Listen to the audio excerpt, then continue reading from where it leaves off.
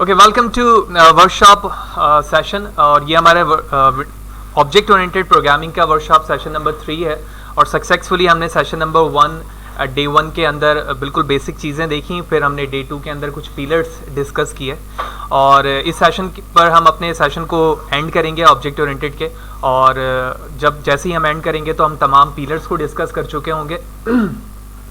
और फेसबुक पे भी कई लोग हमारे साथ जुड़ रहे हैं तो उनको भी खुशामदीद कहते हैं। और इसके अलावा अगर आप यूट्यूब पे मेरी इस वीडियो को देख रहे हैं तो वहाँ पर भी हम आपको खुशामदीद कहते हैं। तो स्टार्ट करते हैं। मैं हूँ फाद हुसैन। तो प्रीवियस 2 जो वर्कशॉप के हमारे सेशंस हुए हैं उसमें हमने सबसे पहले सेशन के अंदर देखा था कि एक्चुअली क्लास क्या है, ऑब्जेक्ट क्या है, नेम स्पेसेस क्या हैं, फंक्शंस और मेथड के दरमियान हमने डिफरेंसेस देखे। फिर इसी तरह हमने कंस्ट्रक्टर्स के हवाले से जाना, डी इंस्ट्रक्टर को हमने डिस्कस किया। फिर वर्कशॉप सेशन 2 डे 2 के अंदर हमने देखा कि एक्चुअली इनकैप्सुलेशन क्या चीज़ है, ठीक है, और एक्सेस मॉडिफायर को हम यूज़ करते हुए किस तरह से इनकैप्सुलेट कर रहे होते हैं। सी शार्प पे हमने 6 एक्सेस मॉडिफायर की टाइप्स देखी। और फिर इसी तरह हमने ब्रीफली डिस्कस किया कि एक्चुअली जावा में कितने तरह के एक्सेस मॉडिफायर हैं और वो किस तरह से वर्क करते हैं। फिर हमने सेकंड पिलर इनहेरिटेंस को डिस्कस किया, जिसके अंदर हमने डिस्कस ये भी किया साथ ही साथ कि is a and has a relationship क्या है और वो किस तरह से रियल लाइफ पर मुश्तमिल है। और साथ ही साथ हमने ये भी देखा कि हम विद रिस्पेक्ट टू कोड उसे कैसे इंप्लीमेंट करते हैं। एंड एट लास्ट हमने पॉलीमॉर्फिज्म पे 1 टाइप डिस्कस किया था जो कि स्टैटिक या फिर कंपाइल टाइम था। तो आज के सेशन पर हम उसी इनकम्प्लीट पॉलीमॉर्फिज्म के टाइप्स से स्टार्ट करेंगे, जिसमें हमारा जो सेकेंड टाइप था वो डायनेमिक या फिर रन टाइम जिसे हम कहते हैं। तो एज अ नेम सजेस्ट जो स्टैटिक है हमारे पास वो हमें कंपाइल टाइम पे ही पता चल जाता है जब आप मेथड ओवरलोड करने की कोशिश करते हैं। जैसा कि हमने प्रैक्टिकल इम्प्लीमेंटेशन पे भी देखा था कि जैसे ही आप एक से ज़्यादा मेथड एक ही क्लास के अंदर बनाने लगते हो तो आपको कंपाइल टाइम पे ही आपका कंपाइलर बता देता है कि एक्चुअली ये अलाउ नहीं है कि आप सेम नंबर ऑफ पैरामीटर के साथ सेम नेम के मेथड को या फंक्शन को एक क्लास में बना सकें। इसी चीज़ को हम कंपाइल टाइम भी कहते हैं। जबकि रन टाइम या डायनेमिक से हमें ये पता चल रहा है कि जब तक हमारा प्रोग्राम रनिंग स्टेज पर नहीं जाएगा उस वक्त तक उसे पता नहीं चलेगा कि एक्चुअली किस टाइप के एरर वहाँ पे मौजूद हैं। तो जो रन टाइम या डायनेमिक पॉलीमॉर्फिज्म के अंदर चीज़ें हम डिस्कस करते हैं उसे हम मेथड ओवरराइड कहते हैं। लेकिन मेथड ओवरराइड में जाने से पहले हम एक चीज़ डिस्कस करना चाहते हैं जो कि सी शार्प में बड़ी अहम है, वो है मेथड हाइडिंग। ठीक है, तो मेथड हाइडिंग की डेफिनेशन क्या कहती है और वो किस तरह से इंप्लीमेंट होता है उस चीज़ों को देखेंगे हम। तो एक छोटी सी डेफिनेशन हमें क्या बता रही है, for hiding the base class method from drive class simply declare the drive class method with the new keyword. यानी इसका मतलब ये हुआ कि जब हम 2 क्लासेस को इनहेरिट कर रहे हैं तो कोई ऐसी चीज़ है जो उस सिस्टमैटिक सिचुएशन के लिहाज से क्या हो रही है, हाइड हो रही है। हम उस हाइड मेथड को किस तरह से शो करवा के दूसरी बेस क्लास को हाइड कर सकते हैं या उसे ड्राइव कर सकते हैं, उन चीज़ों के हवाले से ये कुछ डेफिनेशन शो कर रही है। लेकिन बहुत बेहतर तरीके से हमें उसी वक्त ये बात पता चलेगी जब हम इसे प्रैक्टिकली देखेंगे, बिल्कुल लीस्ट नंबर ऑफ कोड के साथ देखेंगे, ताकि हमें बात अच्छे तरीके से समझ में आ जाए कि एक्चुअली ये किस चीज़ को डिफाइन कर रही है। तो सेपरेट हमारे पास एक प्रोजेक्ट है वर्कशॉप सेशन नंबर 3 के नाम से, कंसोल सी शार्प एप्लीकेशन है। और सबसे पहले हम एक क्लास बनाते हैं। तो मैं यहाँ पर एक क्लास बनाता हूँ और इसका नाम रखता हूँ एम्प्लॉय। और इसी तरह हमने एक और क्लास क्रिएट की यहाँ पर और मैंने इसका नाम रखा स्टूडेंट और इसकी बॉडी बना दी। ठीक है, एक फंक्शन क्रिएट करते हैं और मैं इसका नाम रखता हूँ लिविंग और इसकी बॉडी बनाई। ठीक है, और मैंने लिख दिया employ living hand to mouth. और सेम जो हमने मेथड यहाँ लिविंग के नाम से बनाया है उसी को मैंने स्टूडेंट पे रिप्लेस किया, विच मीन पेस्ट किया। और जहाँ पर एम्प्लॉय लिखा हुआ है सिर्फ उसकी जगह पर मैं क्या लिख देता हूँ, स्टूडेंट, ताकि जब ये चीज़ डिस्प्ले हो तो हमें पता चल जाए कि एक्चुअली किस क्लास के मेथड का कंटेंट डिस्प्ले होता है। ठीक है, तो इस वक्त जो दोनों क्लासेस के अंदर मैंने मेथड बनाया है इसका पर्पस सिर्फ यही है कि मैं यहाँ पर उस ड्राइव क्लास या बेस क्लास में जो डेफिनेशन पे हमें बताई जा रही थी कि कौन सी चीज़ आप उसको शो कर सकते हैं बाय यूजिंग न्यू कीवर्ड, उस चीज़ को हमें समझना है। तो मेथड हाइडिंग के लिए हमें एज यूजुअल क्या करना पड़ेगा, इनहेरिट करना पड़ेगा, क्योंकि जब तक आप इनहेरिट नहीं करेंगे, रिलेशन नहीं बनाएंगे 2 क्लासेस के दरमियान, तो आप उस चीज़ को समझ नहीं पा सकेंगे कि एक्चुअली कौन सी चीज़ हाइड हो रही है और वो कैसे हो रही है।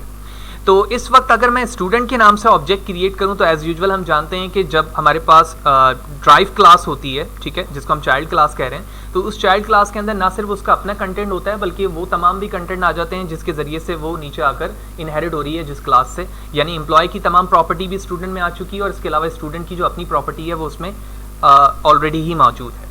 लिहाजा अब मैं इसके ऑब्जेक्ट को क्रिएट करता हूँ। तो obj के नाम से मैंने इसका ऑब्जेक्ट बनाया और obj डॉट प्रेस करेंगे तो आप देख रहे हैं कि लिविंग का फंक्शन यहाँ पर कॉल हो रहा है। लेकिन अब सरप्राइजिंग बात यह है कि जैसे मैं प्रोग्राम को रन करता हूँ, ठीक है, तो हम देखेंगे कि हमारे पास जो क्लास का मेथड कॉल हो रहा है वो स्टूडेंट के अंदर जो हमारे मेथड मौजूद है वो चीज़ें कॉल हो रही है, ठीक है। तो हम कह सकते हैं कि ये वाली चीज़ जो है हमारे पास क्या हुई है, हाइड हुई हुई है, जो एम्प्लॉय की है, ठीक है। ऑल्दो अगर आप ये कहते हैं कि हम एम्प्लॉय की क्लास कॉल करके या ऑब्जेक्ट बनाकर उस चीज़ को कॉल कर सकते हैं, तो ये तो अंडरस्टूड बात है, जाहिर सी बात है, जिस क्लास के आप ऑब्जेक्ट को क्रिएट करते हैं उसका कंटेंट तो कॉल होता ही है।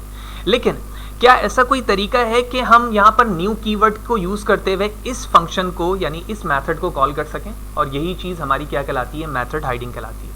लिहाजा इसकी टेक्निक हम इस तरह से करते हैं कि जो हमारे पास चाइल्ड क्लास है उसको एज अ रेफरेंस इस्तेमाल कर हम स्टूडेंट की क्लास का क्या बनाएंगे, ऑब्जेक्ट बनाएंगे।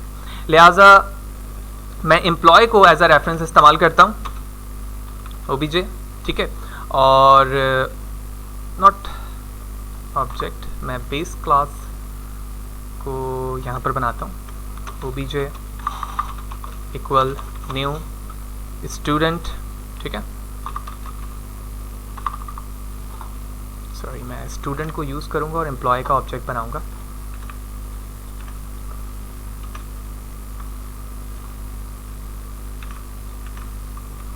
नाम हमें चेंज करने की ज़रूरत है, मैं इसको रिप्लेस करके 1 करता हूँ और हमने यहाँ लिखा obj 1 डॉट लिविंग, ठीक है, और हमने यहाँ पर से टर्मिनेट कर दिया। अच्छा, अब मसला ये है कि जब मैंने ये कहा कि हम न्यू कीवर्ड के साथ इस चीज़ को इस्तेमाल करते हैं, तो यहाँ पर डेफिनेशन हमें ये बता रही थी, अगर आप स्लाइड पे भी देखो इस चीज़ को, कि हम ये काम किस तरह से कर रहे हैं विद अ न्यू कीवर्ड। किसके न्यू कीवर्ड से? From a drive class simply declare the drive class method with the new keyword. तो इस चीज़ को रिप्लेस करने के लिए आप एम्प्लॉय को एज अ रेफरेंस इस्तेमाल करो और स्टूडेंट के नाम से क्या बनाओ, ऑब्जेक्ट बनाओ। तो देखो जैसे मैंने रिप्लेस किया, तो अब क्या होगा, जो चीज़ पहले सिर्फ स्टूडेंट के जरिए से इसे कॉल कर रही थी, रेफरेंस को यूज़ करते हुए अब वो इसे कॉल करना शुरू कर देगी, ठीक है। देखते हैं कैसे, कंट्रोल F5। तो आप देख रहे हैं पहली जो लाइन है वो स्टूडेंट की इसलिए कॉल हो रही है क्योंकि स्टूडेंट का रेफरेंस भी और ऑब्जेक्ट भी है, लेकिन जो दूसरी मैंने ऑब्जेक्ट को क्रिएट किया दूसरा, वो एम्प्लॉय के रेफरेंस को यूज़ करते हुए स्टूडेंट के ऑब्जेक्ट को क्रिएट कर रहा है। तो इससे क्या हुआ, जो चीज़ पहले हाइड हो रही थी हमने उसे शो करवाया, या जो चीज़ पहले शो हो रही थी हमने उसको क्या करवा दिया, हाइड करवा दिया, ठीक है। तीसरी इंपॉर्टेंट चीज़ यहाँ पर यह आती है कि फॉर एग्जांपल अगर तुम स्टूडेंट को ही कॉल कर इसमें बेस क्लास की चीज़ों को कॉल करना चाहते हो, ठीक है, इसके लिए हम बेस कीवर्ड का इस्तेमाल करते हैं। इससे क्या मुराद है, फॉर एग्जांपल मैं यहाँ लिखता हूँ बेस डॉट लिविंग। तो इसका मतलब ये हुआ कि अगर मैं स्टूडेंट के ऑब्जेक्ट को क्रिएट करता हूं और उसके बाद इस लिविंग को कॉल करता हूं, तो सबसे पहले बेस डॉट लिविंग क्या करेगा कि जो बेस क्लास है यानी जो टॉप की क्लास है उसके कंटेंट को, जो लिविंग में कंटेंट है वो लेकर आएगा और उसके बाद इसके कंटेंट को क्या कर देगा, डिस्प्ले कर देगा। तो देखते हैं, मैंने प्रोग्राम को रन किया, ठीक है, क्योंकि ऑलरेडी हमारे पास ऑब्जेक्ट बना हुआ है। तो अब आप देख रहे हो कि जो पहला ऑब्जेक्ट हमारा क्रिएट हुआ वो दोनों चीज़ों को लेकर आया। मज़ीद बेहतर तरीके से ये आउटपुट हमें इस तरह लिखेगा जब मैं सिर्फ और सिर्फ डायरेक्टली क्या करूं, स्टूडेंट के नाम से ऑब्जेक्ट वाले को चलाऊं, ठीक है। इसको मैंने कमेंट कर दिया। तो अभी आप देख रहे हो सिंपली स्टूडेंट है, प्रोग्राम रन किया, आप देख रहे हैं कि दोनों चीज़ें कॉल हो रही हैं अब। लेकिन पहले सिर्फ और सिर्फ क्या हो रहा था, जो हमारी चाइल्ड क्लास थी, जब मैं सिर्फ स्टूडेंट का ऑब्जेक्ट क्रिएट कर रहा था तो जो स्टूडेंट के अंदर चीज़ें थी वही मौजूद थी और वही चीज़ कॉल हो रही थी। लेकिन अब बेस क्लास यूज़ करने से क्या हुआ, जो हमारे ड्राइव बेस क्लास थी उस पर जो भी कंटेंट मौजूद है फंक्शन पे, वो यहाँ पर चीज़ें कॉल होने लगी। और इस तरह से हमने प्रैक्टिकली 3 इंपॉर्टेंट चीज़ों को मेथड हाइडिंग में देखा कि जब आप सिंपली चाइल्ड क्लास का ऑब्जेक्ट क्रिएट करते हो by using same method with parameter, तो वो हमेशा अपने ही कंटेंट को शो करता है। अगर तुम चाहते हो कि मेथड हाइडिंग की इस टेक्निक को यूज़ करते हुए आप उस मेथड को हाइड कर दें जो कि स्टूडेंट में मौजूद है और जो बेस में मौजूद था उसको शो करवाना है, तो आप क्या करोगे, जो आपकी बेस क्लास है उसके रेफरेंस को यूज़ करोगे और ड्राइव को एज अ ऑब्जेक्ट बनाओगे, जो कि हमने यहाँ पर किया था। तो उसी आउटपुट का हमने रिवर्स यहाँ पर कर लिया, ठीक है। फिर थर्ड पॉइंट पर हमने ये देखा कि हम बेस कीवर्ड को इस्तेमाल करते हुए क्या कर सकते हैं, जो हमारा बेस क्लास है उस पर जो फंक्शनैलिटीज़ मौजूद है या उसमें जो वेरिएबल्स मौजूद हैं उसे हम अपने मेथड के अंदर कॉल करके डिस्प्ले करवा सकते हैं। तो हमने प्रैक्टिकली इस चीज़ को देख लिया कि एक्चुअली मेथड हाइडिंग क्या है और ये डेफिनेशन हमें किस तरह से वो सिस्टमैटिक तमाम चीज़ें बता रही थी जो अभी हमने प्रैक्टिकली देखा। अब उसके बाद बारी आती है उस कॉन्सेप्ट की जो मेथड ओवरराइडिंग की है, ठीक है। एज अ नेम सजेस्ट के जब आप अपने एक क्लास के अंदर एक मेथड बनाएं जिसका सेम नेम हो, और इसी तरह दूसरी क्लास में भी उसी नेम के साथ उसी पैरामीटर के साथ आप क्या बना दें, मेथड या फंक्शन बना दें, तो इसे हम मेथड ओवरराइडिंग कहते हैं। तो जिसे हम रन टाइम पॉलीमॉर्फिज्म कह रहे हैं, means overriding a base class method in drive class by creating a similar function, and this can be achieved by using override and virtual keyword along with inheritance principle।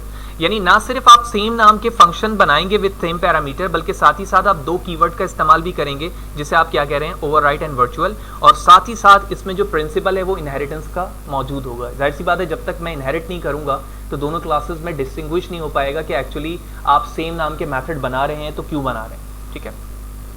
Further आगे बताया जा रहा है, by using run time polymorphism we can override a base class method in drive class by creating a method with the same name and parameter to perform a different task. यानी ना सिर्फ उसके parameter same होंगे बल्कि signature उसका नाम भी same होगा, जो कि हम इस मकसद के लिए इस्तेमाल कर रहे हैं ताकि हम डिफरेंट टास्क उसमें परफॉर्म कर सकें। सी शार्प के अंदर इस मेथड ओवर राइडिंग को हम लेट बाइंडिंग भी कहते हैं और इसी तरह हम इसे डायनेमिक बाइंडिंग भी कहते हैं। तो डेफिनेशन पर हमने देखा कि एक्चुअली मेथड ओवर राइडिंग क्या है, और अब हम इसे देखते हैं कि एक्चुअली ये मेथड ओवर राइडिंग किस तरह से सी शार्प में इम्प्लीमेंट की जाती है। तो मैं अपने कोड पे वापस चलता हूँ, और अभी आप देख रहे हैं कि यहाँ पर हमने मेथड हाइडिंग के लिए काम किया है, तो लिहाजा मैंने इन चीज़ों को कमेंट कर दिया ऑब्जेक्ट को, और हम इसी कॉन्सेप्ट को लेकर चलते हैं, ठीक है, जिसके लिए मैंने मेथड हाइडिंग बताया था। तो इसे समझते हैं। देखो, जो हमें डेफिनेशन ने कहा कि सेम नंबर ऑफ पैरामीटर होना चाहिए विद सेम नेम होना चाहिए, तो 0 पैरामीटर है, नेम सेम है, 0 पैरामीटर है, नेम सेम है, तो पहली चीज़ हमारी यहाँ पर सॉल्व हो गई। दूसरी चीज़ उन्होंने बताई डेफिनेशन पर कि आप दो कीवर्ड का इस्तेमाल करेंगे, और वो क्या है, वर्चुअल एंड ओवरराइड। वर्चुअल से मुराद ये है कि जहां पर आप फर्स्ट टाइम मेथड क्रिएट कर रहे हो अपने बेस क्लास में, आप अपने उस मेथड को क्या करोगे, वर्चुअल करोगे, और जहां पर तुम उसे इस्तेमाल करना चाह रहे हो वहां पर उसे क्या कर दोगे, ओवरराइड कर दोगे। तो मैंने ओवरराइड इसको कर दिया। तो आप देख रहे हैं जैसे मैंने इसको ओवरराइड किया, वो फंक्शनैलिटीज़ यहाँ पर ख़त्म हो गई, यानी जो एरर्स आ रहे थे वो ख़त्म हो गए।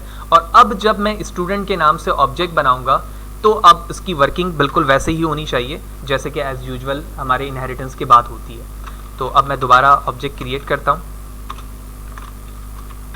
OBJ प्रेस किया, डॉट लिविंग, ठीक है। तो अभी आप देख रहे हैं एम्प्लॉय एंड स्टूडेंट, और अभी मैंने स्टूडेंट के नाम से ऑब्जेक्ट क्रिएट किया है, कंट्रोल F5, और आप देख रहे हैं कि स्टूडेंट वाली चीज़ें ही डिस्प्ले हो रही हैं जैसे कि पहले मेथड हाइडिंग के अंदर चीज़ें डिस्प्ले हो रही थी। लेकिन क्या अगर मैं यहाँ पर वर्चुअल और ओवरराइड के कॉन्सेप्ट को यूज़ करते हुए अगर मैं इसी ऑब्जेक्ट को दोबारा यूज़ करूँ जो एम्प्लॉय के रेफरेंस को यूज़ करते हुए स्टूडेंट के ऑब्जेक्ट को यूज़ कर रहा था, जिसकी वजह से क्या हो रही थी, चीज़ें ये वाली लाइन डिस्प्ले हो रही थी, तो क्या ये इस पर एप्लीकेबल है, देखते हैं। तो मैंने इस लाइन को यहाँ से कॉपी किया, पेस्ट किया, अनकमेंट करते हैं, प्रोग्राम रन करते हैं, और आप देख रहे हैं कि ये इस पे एप्लीकेबल नहीं। क्यों? क्योंकि वो कॉन्सेप्ट हमारा मेथड हाइडिंग का था, ये कॉन्सेप्ट हमारा ओवरराइडिंग का है। तो ओवरराइडिंग के अंदर चीज़ें क्या होती हैं, दो अलग अलग क्लासेस में सेपरेट होती हैं और दोनों का पर्पस भी सेपरेट है। तो जो ऊपर वाली क्लास का मकसद होगा, जिस मकसद के लिए आपने बनाया, वो अलग उसके फंक्शनैलिटीज़ काम करेंगे, और जो नीचे क्लासेस मौजूद हैं उनकी फंक्शनैलिटी सेपरेट होंगी और वो अपने मकसद के लिए इस्तेमाल होंगे जिस मकसद के लिए आपने उसे बना रखा है। तो क्या यहाँ पर हम जिस तरह से मेथड हाइडिंग के अंदर बेस क्लास को यूज़ कर रहे थे, विच मीन बेस कीवर्ड को यूज़ कर रहे थे, वो यहाँ पर कर सकते हैं? बिल्कुल जी कर सकते हैं। इसके लिए आप क्या करोगे, जिस चीज़ को मैंने यहाँ पर कमेंट किया था उसे अनकमेंट किया, ठीक है, और आप कोड को आप बगौर देखो, एम्प्लॉय के अंदर एक मेथड है, यहाँ पर भी एक मेथड है, और अभी जब हम ऑब्जेक्ट बनाकर कॉल कर रहे हैं दोनों तरीकों से तो यही बॉडी कॉल हो रही है। लेकिन अब क्या होगा, ये वाली लाइन पहले कॉल होगी इसकी वजह से, और उसके बाद इसकी चीज़ यहाँ पर डिस्प्ले हो जाएगी, ठीक है। Let's see. तो 4 लाइनें यहाँ पर आने का सबूत हमें ये पेश कर रही हैं कि एक्चुअली जब मैंने ये वाली चीज़ एग्जीक्यूट की तो दोनों चीज़ें आई, यानी लाइन नंबर 1 पर ये चीज़ें आई इसकी वजह से, और फिर लाइन नंबर 2 इसकी वजह से आई, और फिर जब सेकंड टाइम किया तो ऑलरेडी ही हमारे पास रेफरेंस मौजूद है, तो वही चीज़ दोबारा कॉल हुई ये, और उसके बाद ये चीज़ें कॉल। तो प्रैक्टिकली हमने उन डेफिनेशन के रिस्पेक्ट से यहाँ पर काम करके देखा कि एक्चुअली ओवरराइडिंग का कॉन्सेप्ट क्या है, ठीक है, किस मकसद के लिए इस्तेमाल कर रहे हैं, ओवरराइड एंड वर्चुअल कीवर्ड क्यों इस्तेमाल कर रहे हैं, ताकि दोनों क्लासेस के अंदर ये बताया जा सके कंपाइलर को अंडरस्टैंडिंग के लिए कि जो ऊपर मेथड बनाया गया है उसकी दूसरी कॉपी दूसरी क्लास में बनाई जा रही है जो ओवरराइड के साथ होगी। ठीक है, तो हमने उसे करके भी यहाँ पर देख लिया। इसके बाद हमारे पास एक और पिलर है जिसको हम एब्स्ट्रैक्शन कहते हैं। ऑब्जेक्ट ओरिएंटेड के अंदर बड़ा इंपॉर्टेंट पिलर है और इससे अक्सर इंटरव्यू में भी क्वेश्चंस पूछे जाते हैं। समटाइम अक्सर ये भी पूछा जाता है कि आप रियल लाइफ के रिस्पेक्ट से बताएं कि एक्चुअली एब्स्ट्रैक्शन क्या है, क्यों इस्तेमाल करते हैं। तो ये दो स्नैप हमें बहुत अच्छी तरीके से रियल लाइफ में इसकी डेफिनेशन बताएगी। अगर आप एटीएम मशीन पर जाते हैं और एटीएम कार्ड इस्तेमाल करते हैं तो यकीनी तौर पे आप बड़े बेहतर तरीके से जानते हैं उसके प्रोसीजर को कि कार्ड इंसर्ट करने के बाद अपने पिन कोड को देते हैं। तो कुछ चीज़ें ऐसी हैं उस मशीन पर जो आपको विजिबल हैं आपके लिए, आपको पता है कि कार्ड कहाँ इंसर्ट करना है, पैसे आएंगे कहाँ से निकलेंगे वो, ठीक है। लेकिन क्या आप मुझे बता सकते हैं कि जब आपने पिन कोड इंटर किया तो इंटरनली ऑपरेशन कैसे परफॉर्म हुए? वो हमें नहीं पता। तो जो ऑपरेशन यूज़र के लिए हाइड है उस सिस्टमैटिक मशीन के अंदर, उसे हम कहते हैं कि ये चीज़ें एब्स्ट्रैक्शन के वे पर चल रही हैं। इसी तरह से अगर मैं मोबाइल फ़ोन की बात करूं, कंप्यूटर की बात करूं, उस पर आप टाइप कर रहे होते हैं, चीज़ें एग्जीक्यूट हो रही हैं, रन हो रही हैं, सामने दिख रही हैं, ठीक है। तो जो चीज़ें आपके लिए व्यू पर आई हुई हैं सामने वो तो सही है, लेकिन क्या आप मुझे बता सकते हैं कि एक्सटर्नली ये काम कैसे हो रहा है? तो एक्सटर्नली जो चीज़ें यूज़र से हाइड हुई हुई हैं ये उस एब्स्ट्रैक्शन के पिलर को शो करती हैं जिसको देखते हुए ऑब्जेक्ट ओरिएंटेड के अंदर भी इस कॉन्सेप्ट को इम्प्लीमेंट किया गया। डेफिनेशन क्या कहती है? Abstraction is a detail hiding of implementation hiding, ठीक है। यानी या तो आप अपने प्रोजेक्ट के अंदर कोई किसी खास सिनेरियो के डिटेल को क्या करना चाह रहे हो, हाइड करना चाह रहे हो, ठीक है, यूज़र से, लेकिन उसकी इम्प्लीमेंटेशन कहीं ना कहीं मौजूद होगी यकीनी तौर पे, जिस तरह से मशीन पर है कि यूज़र को वो चीज़ें नहीं दिख रही हैं लेकिन अंदरूनी तौर पर इंटरनली वो तमाम ऑपरेशन मौजूद हैं जो सिस्टम परफॉर्म कर रहा है। इसी तरह से बड़ी इंपॉर्टेंट बात यह है कि एब्स्ट्रैक्शन किस तरह से परफॉर्म किया जाएगा, ठीक है। तो एब्स्ट्रैक्शन परफॉर्म किया जाता है ऑब्जेक्ट ओरिएंटेड में एब्स्ट्रैक्ट क्लास के जरिए से, ठीक है। अभी जब हम प्रैक्टिकली देखेंगे तो एब्स्ट्रैक्ट क्लास क्या है वहां पर हम समझेंगे। लेकिन उसके बाद मजीद एक इंपॉर्टेंट पॉइंट ये है कि by using abstraction you can use abstraction 0 to 100%। इसका क्या मतलब है? इसका मतलब ये हुआ कि अगर आपने एक एब्स्ट्रैक्ट क्लास बनाई है तो ये ज़रूरी नहीं है कि जो एब्स्ट्रैक्ट क्लास बनाई गई है तो इसका मकसद भी एब्स्ट्रैक्शन है, ठीक है।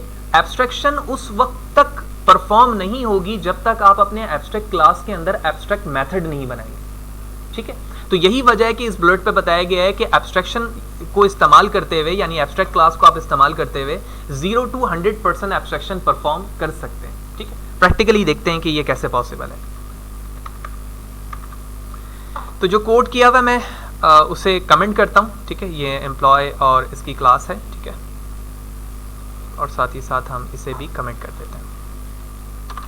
तो इस बॉडी के बाद मैं कोई भी क्लास बना सकता हूँ, लिहाजा मैंने एक क्लास बनाई। तो मुझे अब एब्स्ट्रैक्ट क्लास बनानी है तो मैं लिखूँगा पहले एब्स्ट्रैक्ट, उसके बाद मैंने क्लास लिखा और उसके बाद मैंने इसका नाम रखा व्हीकल। तो व्हीकल के नाम से मैंने एक एब्स्ट्रैक्ट क्लास बना दी, ठीक है। जैसे कि डेफिनेशन पे बताया गया कि आप 0 to 100% एब्स्ट्रैक्शन कर सकते हैं। इससे मुराद ये है कि आप अपने एब्स्ट्रैक्ट क्लास में दो तरीकों से मेथड बना सकते हैं, method with body, method without body. Method with body का मतलब ये है कि आप एक सिंपल मेथड जैसे कि बनाते हैं, तो मैंने इसको कह दिया फॉर एग्जांपल व्हीकल मॉडल, ठीक है, और उसके बाद मैंने इसकी बॉडी बनाई। जो भी एग्जीक्यूशन कोड आप लिखना चाहते हो वो आप यहाँ लिखोगे, तो मैं डमी तौर पे सिर्फ यही लाइन यहाँ पर डिस्प्ले कर देता हूँ जो इसकी ज़रूरत है। तो इसका मतलब ये हुआ कि जो काम एक सिंपल नॉन एब्स्ट्रैक्ट क्लास में करता हूँ वही मैंने एब्स्ट्रैक्ट क्लास में भी कर दी। तो इसका मतलब ये हुआ कि मेरे प्रोजेक्ट में अभी तक एब्स्ट्रैक्शन का कॉन्सेप्ट ऐड नहीं हुआ है।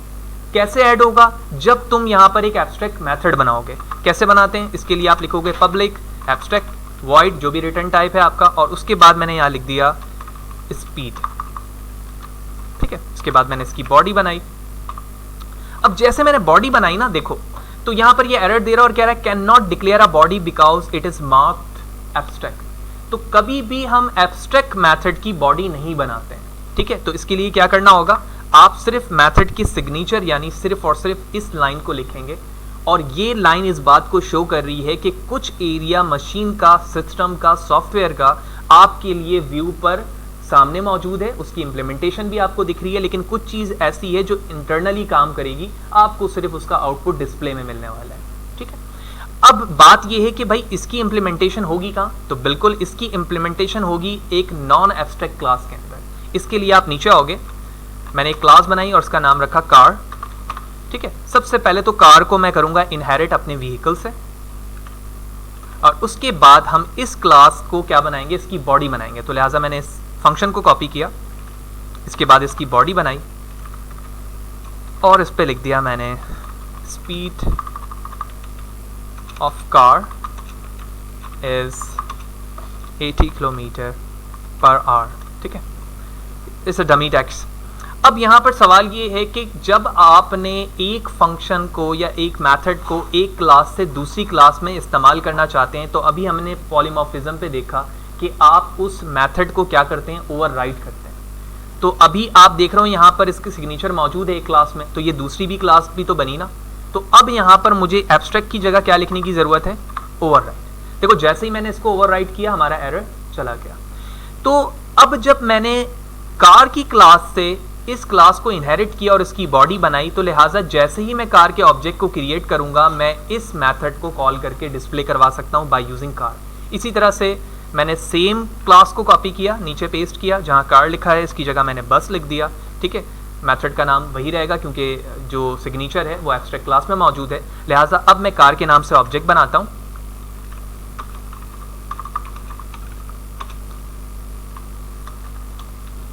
and obj dot speed and execute the program and let's see the speed of car is 80 km/h।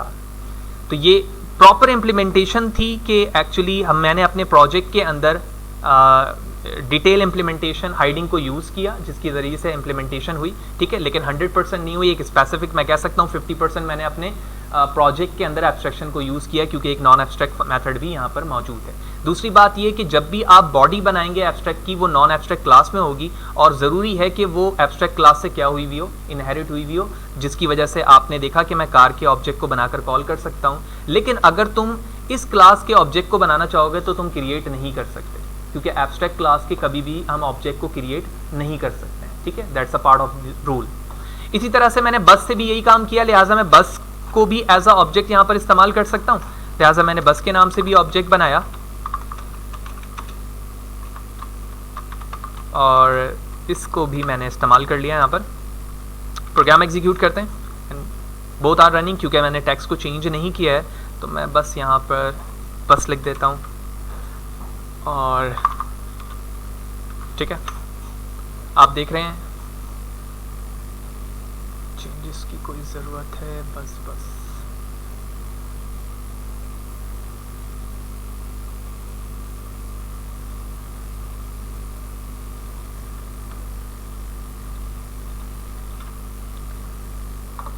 Speed of car क्यों लिखा रहा है, मैंने बस चेंज तो किया है।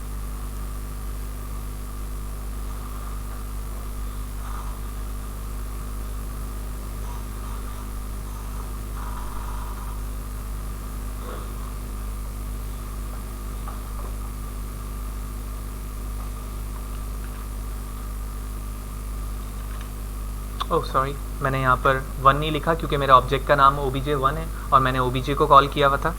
तो कंट्रोल F5 करते हैं एंड दैट्स वर्क, ठीक है।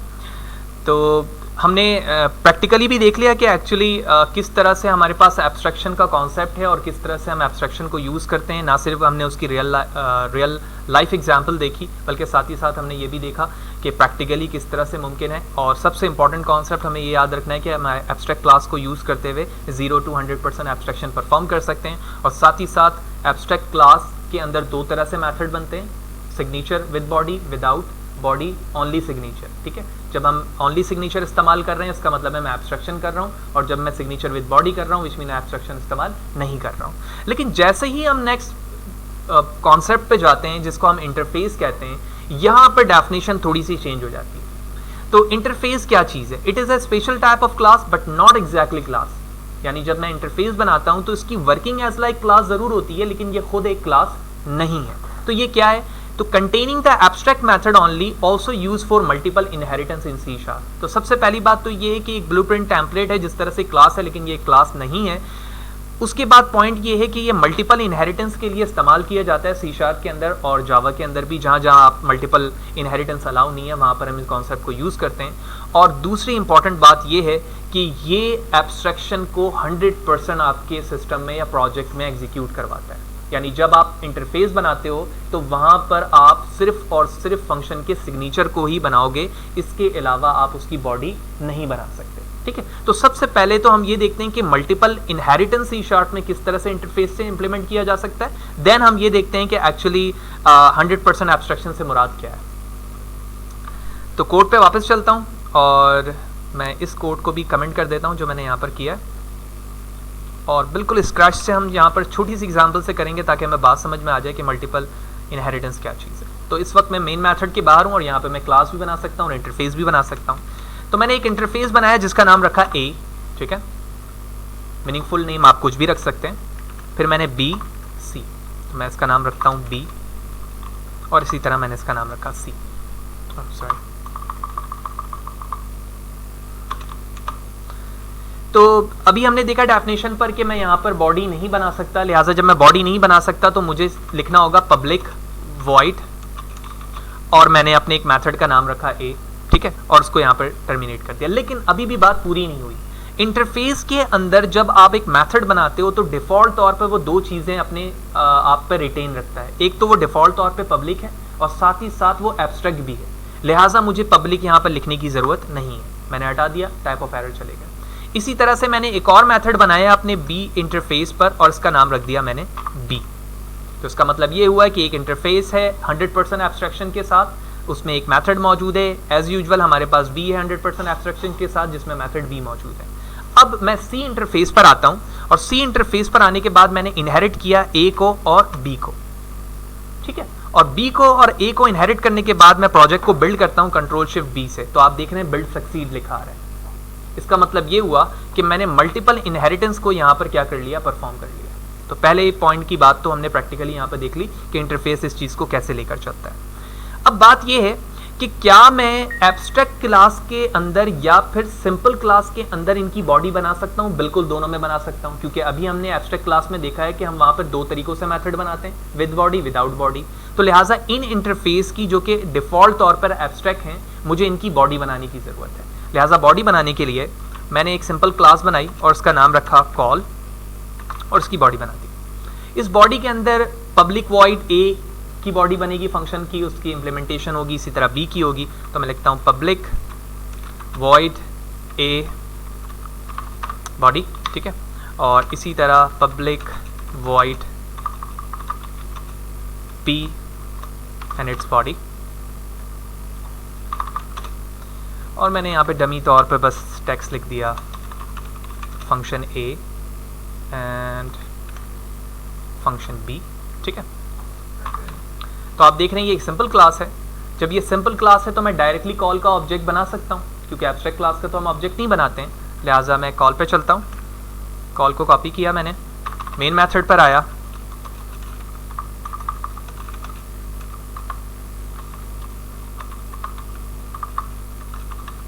ठीक है। आप देख रहे हैं दोनों मेथड कॉल हो रहे हैं यहाँ पर। तो मैंने ए को कॉल किया, इसी तरह obj डॉट बी को कॉल किया and run the program and both are working, ठीक है। दोनों फंक्शंस में फंक्शन ए और फंक्शन बी लिखा था, दोनों वहाँ पर एग्जीक्यूट हो गए। इसके बाद बात ये थी हमारी कि क्या हम एब्स्ट्रैक्ट क्लास में ये काम कर सकते हैं? जी बिल्कुल कर सकते हैं। तो मैं क्लास से पहले क्या लिखूंगा? सिर्फ एब्स्ट्रैक्ट। मैंने एब्स्ट्रैक्ट लिखा, नो एरर। लेकिन अब मसला जैसे मैं ऊपर जाऊंगा यहाँ पर है, क्यों? क्योंकि मैं एब्स्ट्रैक्ट क्लास का ऑब्जेक्ट नहीं बना सकता। लिहाजा अब मुझे ये करना होगा कि मुझे एक और यहाँ पर एक क्लास बनानी होगी जिसका नाम क्या रखना होगा, विदाउट एब्स्ट्रैक्ट क्लास बनानी होगी, ऑल्दो नाम तो आप कुछ भी रख सकते हैं। तो मैं इसका रख लेता हूँ कॉल 1, इसकी बॉडी बनाई और इस कॉल 1 से मैंने इस कॉल को क्या कर दिया, इनहेरिट कर दिया। तो जैसे मैंने इनहेरिट किया, टाइप ऑफ एरर मौजूद नहीं है, तो कॉल की जगह में आप क्या लिख दूंगा, कॉल 1, ठीक है, क्योंकि ये नॉन एब्स्ट्रैक्ट क्लास है। देखो टाइप ऑफ एरर चले गए, कंट्रोल F5 किया and as usual output same. तो बड़े लीस्ट नंबर ऑफ कोड के साथ, बड़े आसान एग्जाम्पल के साथ हमने यहाँ पर समझा कि एक्चुअली इंटरफेस क्या है। एक ब्लूप्रिंट कीवर्ड के साथ एक टेम्पलेट है एज लाइक क्लास, लेकिन इट्स नॉट अ क्लास। किस लिए इस्तेमाल किया जाता है? 100% एब्स्ट्रैक्शन के लिए। इसकी वजह क्या है? क्योंकि इसमें आप फंक्शंस की बॉडी नहीं बनाते हैं। दूसरी बात, इंटरफेस सी शार्प और जावा में मल्टीपल इनहेरिटेंस के लिए इस्तेमाल किया जाता है, जो हमने यहाँ पर करके भी देखा। और साथ ही साथ हमने दो इंपॉर्टेंट कॉन्सेप्ट ये देखे कि आप इनकी बॉडी एब्स्ट्रैक्ट क्लास में भी बना सकते हैं एंड नॉन एब्स्ट्रैक्ट क्लास में भी बना सकते हैं। अगर आप एक नॉन एब्स्ट्रैक्ट में बना रहे हो तो डायरेक्टली ऑब्जेक्ट क्रिएट करके कॉल कर सकते हो, लेकिन अगर तुमने एब्स्ट्रैक्ट क्लास में बनाया हुआ है तो इसके लिए ज़रूरी है कि नॉन एब्स्ट्रैक्ट क्लास से आप तुम उसे इनहेरिट करो, देन आप इसके ऑब्जेक्ट को क्रिएट करते हो, क्योंकि it's a part of the rule कि आप एब्स्ट्रैक्ट क्लास के ऑब्जेक्ट को क्रिएट नहीं कर सकते। तो एब्स्ट्रैक्शन जो कि हमारा फोर्थ पिलर था, हमने वो भी देख लिया। और एट लास्ट हमारे पास फाइनल पिलर है जिसे हम एक्सेप्शन हैंडलिंग कहते हैं। तो इसके हवाले से जानते हैं कि एक्सेप्शन हैंडलिंग क्या है। The try catch finally block is a mechanism to detect and handle run time error in code. यानी जिस तरह से हमारे पास टाइप ऑफ एरर होते हैं, तो एक कंपाइल टाइम एरर है, जैसे ही आप लिखते हो, ठीक है, फॉर एग्जांपल स्ट्रिंग पे वेरिएबल का नाम या उसकी वैल्यू सही नहीं लिखी तो साथ ही साथ हमें कंपाइल टाइम एरर मिल रहा होता है। लेकिन run time error which mean जब प्रोग्राम आपका रनिंग स्टेज पर जाएगा तब उसे पता चलेगा कि टाइप ऑफ एरर क्या है। फॉर एग्जांपल किसी नंबर को तुम 0 से डिवाइड कर रहे हो तो रनिंग स्टेज पर पता चलेगी, क्योंकि बोथ आर नंबर, ठीक है ना, वैलिड ही है, 0 भी एक नंबर है और 1 भी एक नंबर है। इसी तरह से तुमने एक एरे इनिशियलाइज किया हुआ है, उसके साइज 5 है, लेकिन तुम उसके इंडेक्स नंबर 7 पर वैल्यू इंसर्ट कराना चाह रहे हो। इट इज़ अ वैलिड के इंडेक्स नंबर 7 हो सकता है किसी भी एरे का, लेकिन जो एरे तुमने इनिशियलाइज किया हुआ साइज पर उसमें वो वैल्यू मौजूद नहीं है। लिहाजा रनिंग स्टेज पर जाने के बाद कंपाइलर को पता चलता है कि that is a type of something wrong hair, तो उस चीज़ को हम एक्सेप्शन हैंडलिंग के जरिए से हैंडल कर रहे होते हैं। तो इसी हवाले से बताया जा रहा है कि जो लॉजिक है आपकी या मैकेनिज्म है जो प्रोग्रामिंग का, उसको ये क्या करता है, होल्ड करता है, और होल्ड होने के नतीजे में आपका प्रोग्राम उस स्टेज पर रुक जाता है जहां पर ये रन टाइम एरर मौजूद होता है, जिसकी वजह से उसके बाद आने वाली जो एग्जीक्यूशन है वो नहीं हो पाती है। ठीक है, तो यही वजह है कि ऐसे एरर को हम एक्सेप्शन हैंडलिंग के अंदर रखते हैं ताकि टाइप ऑफ एरर हमें डिस्प्ले हो और साथ ही साथ हमारा प्रोग्राम रुके नहीं, जिसको हम होल्ड कह रहे हैं। तो 4 बेसिक कीवर्ड इसके क्या हैं, try, catch, finally and throw. तो ट्राई के अंदर बताया जा रहा है try block is used to encapsulate a region of code in any code through an exception within that try block that और the exception will be handled by the corresponding catch. यानी जो आप अपने code को try के अंदर इसलिए encapsulate करते हो ताकि जो भी टाइप ऑफ एरर थ्रो हो वो डायरेक्टली कहाँ पर जाएगा, कैच पर जाएगा। ठीक है, as a name suggest catch का काम है उस टाइप ऑफ एरर को कैच करना, और फिर कैच क्या करेगा, उसको इग्नोर करके आगे या फिर उसके टाइप ऑफ एरर को शो करके आगे कंटिन्यू करेगा प्रोग्राम में। तो व्हेन एन एक्सेप्शन अकर, जैसे ही प्रोग्राम में अंदर कोई एरर अकर हुआ, the catch block of code is executed, this is where you are able to handle the exception, log it और इग्नोर इट। तो आप इस जगह पर कैपेबल हैं कि आप इसे इग्नोर भी करवा सकते हैं, इसे हैंडल कर सकते हैं या इसे डिस्प्ले करवा सकते हैं, किसमें, कैच पे। जबकि फाइनली का जो कीवर्ड है वो हमारा उस वक्त भी एग्जीक्यूट होगा जब कोई एरर थ्रो हो रहा हो, या उस वक्त भी एरर जब थ्रो नहीं हो रहा होगा, उस वक्त भी फाइनली के कीवर्ड के अंदर जो भी उसकी बॉडी के अंदर तुम कोड लिखते हो वो चीज़ें होंगी। और ये ऑप्शनल है, आप लिखें या ना लिखें, दोनों सूरतों में आपका ट्राई कैच एग्जीक्यूट होगा। उसके बाद थ्रू क्या कह रहा है, the throw keyword is used to actually create a new exception. इसके जरिए से एक न्यू एक्सेप्शन आप बनाते हैं, that is bubbled up to a try catch finally block, जिसके जरिए से आप उसे कॉल कर रहे हैं जो टाइप ऑफ एरर है और उसको आप अपने ट्राई कैच ब्लॉक के अंदर शो करवा रहे होते हैं। ये अभी हम करके देखेंगे तो हमें बात समझ में आएगी ये कैसे हो रहा है। तो थ्योरेटिकली तो देख लिया कि ट्राई कैच क्या है, रन टाइम एरर से क्या मुराद है, किस वक्त प्रोग्राम हॉल्ट होता है और उसको हम रोकने के लिए क्या कर सकते हैं, वो सारी चीज़ें हमने यहाँ पर देखी। अब हम प्रैक्टिकली देखते हैं इसे। तो एज यूजुअल हम जो यहाँ पर कोड कर रखा है इसको हम कमेंट कर देते हैं और मैं अपने मेन मेथड पे चलता हूँ, क्योंकि इसके लिए हमें किसी क्लास की ज़रूरत नहीं है। एक छोटी एग्जांपल हम यहाँ पे करेंगे तो हमें वो बात समझ में आ जाएगी। तो मैंने एक वेरिएबल लिया इंटीजर i समथिंग वैल्यू, और इसी तरह इंटीजर b इक्वल टू 0, और उसके बाद मैंने लिखा c is equal to a divide by b, और उसके बाद कंसोल डॉट राइट लाइन और c की वैल्यू डिस्प्ले करवाती। तो आप देख रहे हैं कि मैं 12 को 0 से डिवाइड करने की कोशिश कर रहा हूँ, कंट्रोल F5 करता हूँ, और आप देख रहे हैं कि जैसे ही मैंने प्रोग्राम को रन किया, unhandled exception system dot divide by 0 exception, यानी that is the name of exception, there are a lot of the exception here, this one is one of them. तो ये उनमें से एक है जिसकी वजह से आपका प्रोग्राम क्या हो गया, हॉल्ट हो गया। ठीक है, आगे फर्दर वो परफॉर्म नहीं कर पा रहा है। मजीद आसान लफ्जों में देखें तो मैं इसके ऊपर कंसोल डॉट राइट लाइन पे लिखता हूँ हाय, और जहाँ पे प्रोग्राम हमारा एंड हो रहा है यहाँ पर मैंने लिख दिया फात। ठीक है, very simple code. Program run करता हूँ तो आप देख रहे हैं हाय यहाँ पर लिखा आ रहा है, लेकिन हॉल्ट होने के बाद आपने मैंने जो नीचे नाम लिखा है फाद, वो चीज़ें यहाँ पर एग्जीक्यूट नहीं हो रही। यही चीज़ मैं समझाना चाह रहा था कि एग्जीक्यूशन हमारी उस हॉल्ट पोजीशन पर रुक जाती है, जिसकी वजह से हमारा रीडर नीचे नहीं आ पा रहा है, तो फर्दर जो कोड है उसको रीड नहीं किया जा रहा है। लिहाजा इसी चीज़ को हैंडल करने के लिए हम ट्राई कैच यूज़ करते हैं। तो लिहाजा इस कोड को जिसकी वजह से टाइप ऑफ एरर जनरेट हो रहा है, तो डेफिनेशन पे हमने देखा था इसे हम ट्राई की बॉडी में रखते हैं। लिहाजा मैंने कंट्रोल एक्स किया, कंट्रोल एक्स करने के बाद मैं इसी जगह पर ट्राई लिखता हूँ और उसकी बॉडी बनाता हूँ और इस पर मैंने इसे पेस्ट कर दिया। पेस्ट करने के बाद कैच की बॉडी बनाएंगे। कैच के अंदर यहाँ पर मैं लिखता हूँ डिवाइड बाय 0, यही एक्सेप्शन था, आप कंट्रोल स्पेस करके इसे सर्च कर सकते हैं। और मैंने इसको एज एलियास नाम दिया EX। और अभी डेफिनेशन पे देखा था आप उसको हैंडल कर सकते हैं, डिस्प्ले करवा सकते हैं या फिर इग्नोर करवा सकते हैं। तो इस वक्त मैं क्या करवा रहा हूँ, इग्नोर करवा रहा हूँ, कुछ भी नहीं लिखना उसकी बॉडी में। तो दोनों चीज़ें अभी यहाँ पर इस्तेमाल की मैंने, ट्राई एंड कैच ओनली। ठीक है, प्रोग्राम रन करते हैं।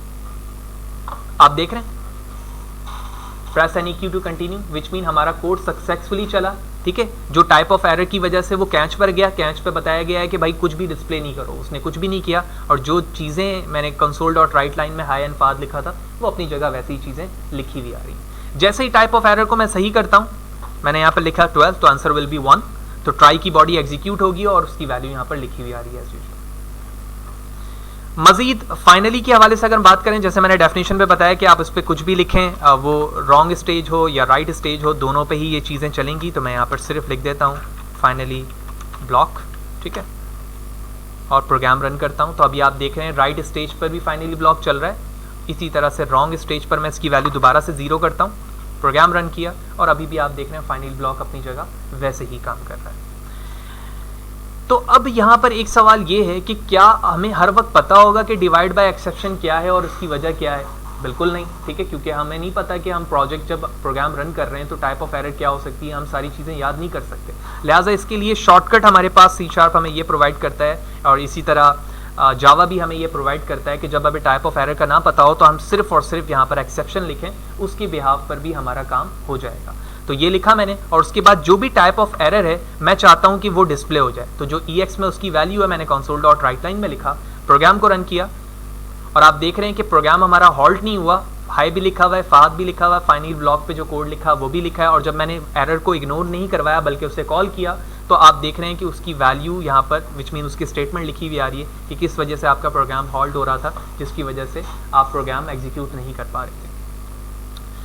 इसके बाद हमारे पास थ्रो है। ठीक है, थ्रो का मतलब ये है जैसे हमने डेफिनेशन पे देखा कि आप उसको कॉल कर रहे होते हैं, बबल कर रहे होते हैं कि जो टाइप ऑफ एरर है वो आपके प्रोग्राम में आए जिसकी वजह से एक्सेप्शन की ज़रूरत पड़े। ठीक है, लिहाजा मैं इस कोड को यहाँ से कमेंट करता हूँ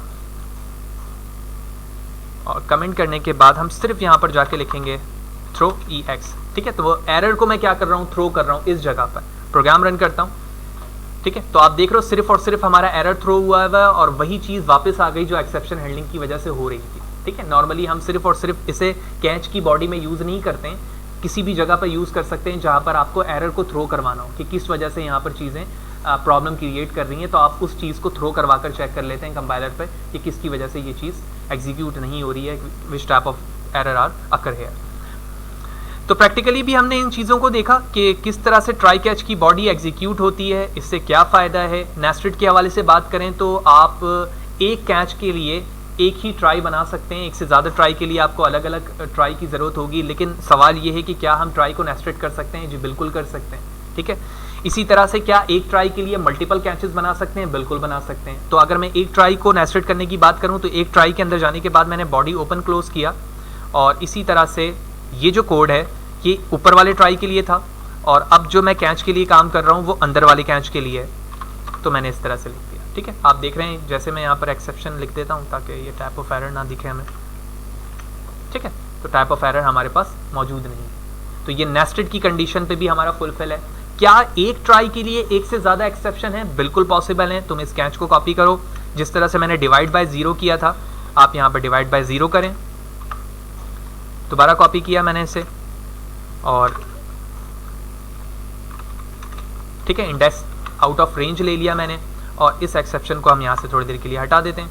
ठीक है, क्योंकि वो ओवरऑल को हैंडल कर रहा होता है। तो आप यहाँ पर देख रहे हो कि ये दो अलग अलग एक्सेप्शन भी एक ही ट्राई के लिए काम कर रहे हैं, ऑल्दो ये नेस्टेड है, मैंने समझाने के लिए किया। लेकिन जब तुम एक की बात करते हो, यानी तुमने सिर्फ यहाँ पर जब एक्सेप्शन लिख दिया, तो ये अंडरस्टूड है कि मुझे अब इसकी ज़रूरत नहीं रही, क्योंकि जिस टाइप के भी एरर होगा वो इसमें एग्जीक्यूट हो जाएगा, तो दूसरे की तो ज़रूरत अब पड़ेगी नहीं। क्योंकि जब आप अलग अलग नाम लिख रहे होते हैं तो इसके लिए अलग अलग की ज़रूरत होती है। तो हमने चारों कीवर्ड को यहाँ पर इम्प्लीमेंट करके देखा कि actually try, catch, finally and throw का कॉन्सेप्ट ऑब्जेक्ट ओरिएंटेड पे क्या है, और इसे फिफ्थ पिलर कहा जा रहा होता है। इसकी क्या वजह है, ये कितना अहम किरदार अदा करता है ऑब्जेक्ट ओरिएंटेड में जब हमारे पास रन टाइम एरर अकर हो रहे होते हैं।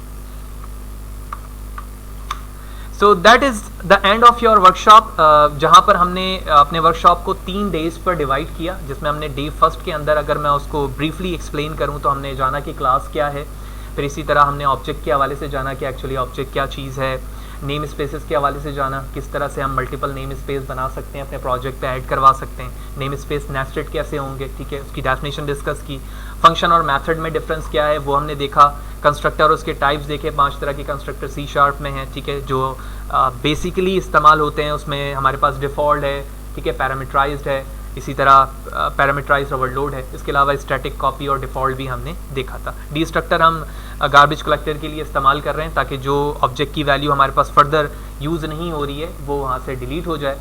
फिर उसके बाद हमने इनकैप्सुलेशन का कॉन्सेप्ट देखा, जहाँ पर इनकैप्सुलेशन में मैंने बताया कि हम किस तरह से बंडल ऑफ डेटा में डिवाइड करते हैं अपने डेटा को, और प्राइवेट एक्सेस मॉडिफायर के ज़रिए से ये पॉसिबल है। और एक्सेस मॉडिफायर में हमने C# पे रहते हुए public, private, protected internal and private protected को देखा और इम्प्लीमेंट भी किया हमने। फिर पॉलीमॉर्फिज्म की दोनों टाइप्स देखी, एब्स्ट्रैक्शन और इंटरफेस पे डिफरेंस जाना, 0 से 100% एब्स्ट्रैक्शन से क्या मुराद है और उसकी वर्किंग करके देखी। Method with signature with body and method signature without body से क्या मुराद है और किस तरह से हम इसे यूज़ कर सकते हैं। और एट लास्ट हमने एक्सेप्शन हैंडलिंग की।